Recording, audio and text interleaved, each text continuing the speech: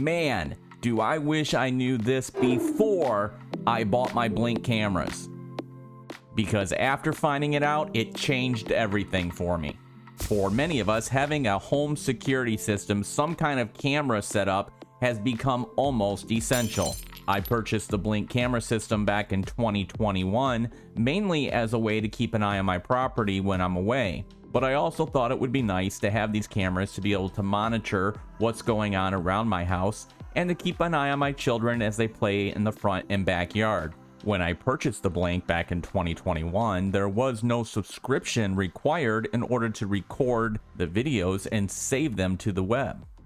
That, however, has completely changed, as now you do need a subscription in order to record anything at all, with a minimum of $3 per device, or as I had to do, sign up for the $10 a month for unlimited Blink devices. As disappointing as it was that Blink moved to a subscription model, that is not what I wish I would have known that changed everything.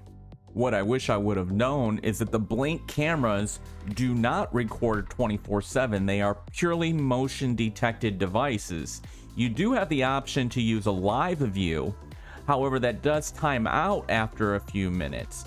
So you can't just turn on the camera and then keep an eye on the phone to use it like a monitor to view your children as they play in the front or backyard and they're out of your sight.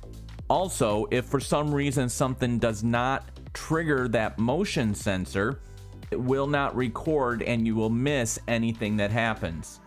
Another frustrating for me and my wife was that we wanted to have the option to view the images from the cameras on two different phones, hers and mine. And for the life of us, we could not figure out how to make that happen. In fact, I was convinced for a little bit that I would have to go out and buy a completely new camera system. However, we were able to figure out how to make it work, and you can check that out in this video right here.